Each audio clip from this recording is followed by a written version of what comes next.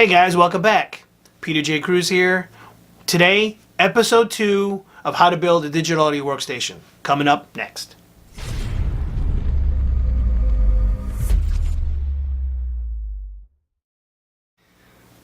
Welcome back. I'm Peter, aka The Shred Geek. I'm all about guitars, gear, and home recording, and I love to share what I know and what I learn with you.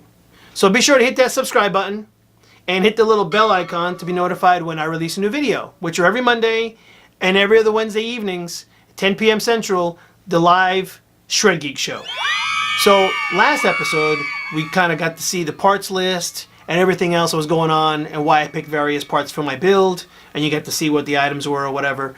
Now, let's get into the computer and get dirty, roll our sleeves up, and get busy. Alright, so here's a little bit of video. I've already taken out my UAD cards, the memory cooler that was sitting on the memory sticks that I had in there, and my video card, which is a Radeon RX480, kind of when they came out.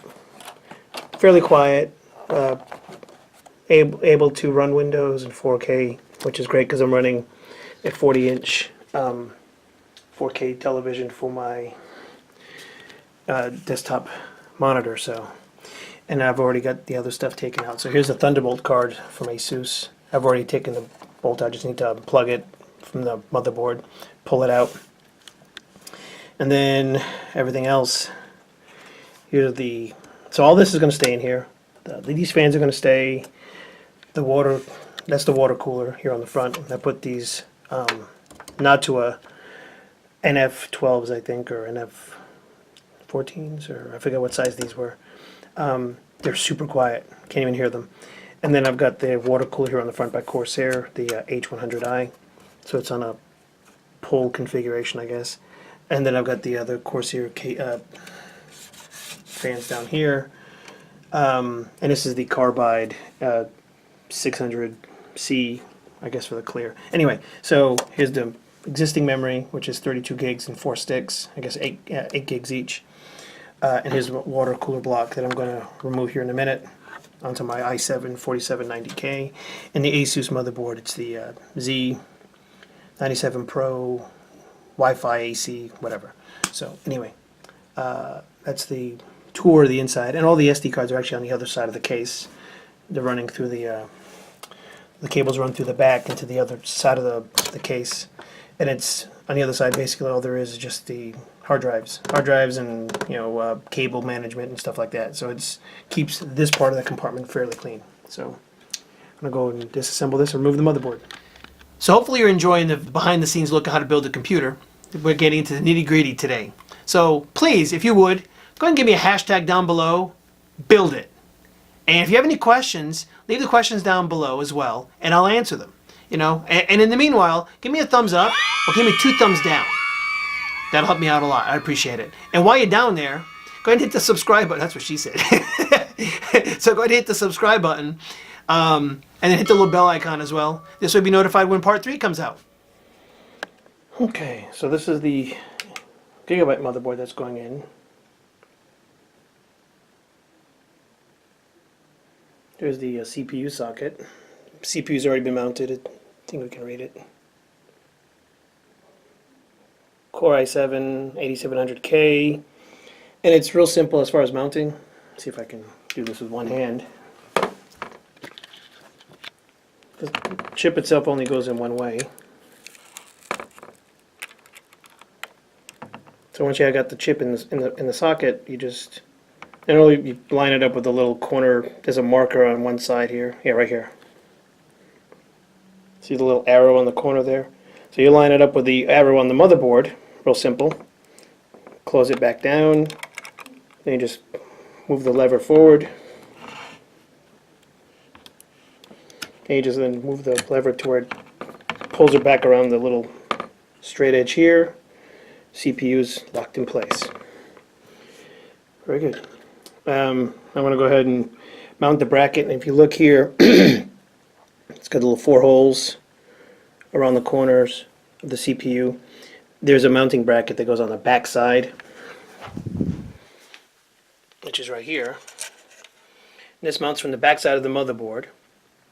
And these little standoffs pop through the motherboard, and then you screw these in into the top there through the top of the motherboard. So this comes through the back, this pops through the little holes that we just saw, and this actually then screws in through the top to secure this to the back to give back pressure. And then the CPU cooler, the water block for my water cooler, is going to actually mount to the top of it with these big giant these then screw down onto the very top of the those standoffs that come that mount from the top of the motherboard. And then, so I'll go ahead and mount all that now. I don't have any mechanism to hold the camera in place during the process, so plus it takes a while. And I'm going to go and throw some thermal compound on there too. So anyway, be back in a bit. Okay, so we've got the standoffs mounted for the water block. It's going to go on the CPU. And I've also got the little I/O plate that's going to go on the back of the case.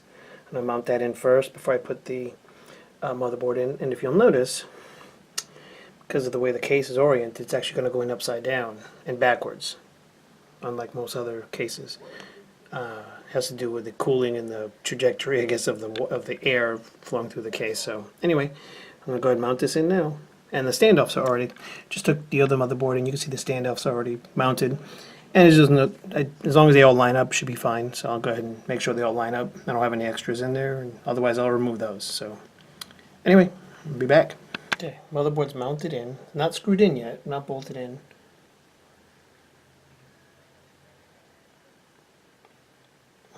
And we can see the back plate.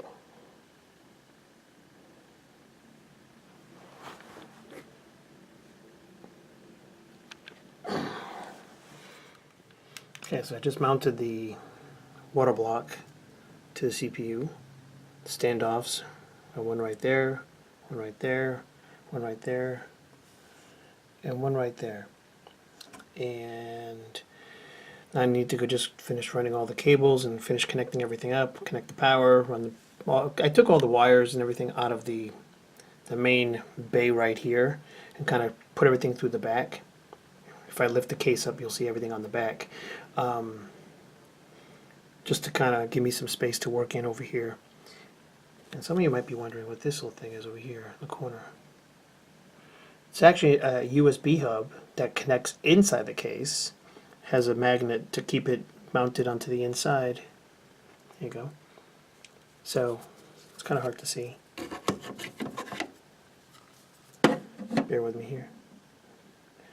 So it's a USB hub. It's by NXT or whatever. It's just a USB hub that plugs into one of the USB headers on the inside, and it magnetizes so it stays inside the case nice, and it can plug in, you know, if you got like a wireless mouse, keyboard, whatever, and you don't want to use a USB port on the outside of your case, on the back or on the front. You just plug it in on there, and you should be good to go. So anyway, okay, next step. Hey guys, so if you're ready for episode 3 of the series, when it's available you can click the little card right up here and you'll be taken straight to it. In the meanwhile, be sure to hit subscribe, hit the little bell icon to be notified when I release new videos on Mondays, as well as every other Wednesday evening, the live Shred Geek Show. Any comments left down below, we'll get a call out on the live show, so be sure to tune in for that. That'd be cool. And if you've missed the series from the very beginning, click the video right here. Rock on, guys, and we'll see you in the next video.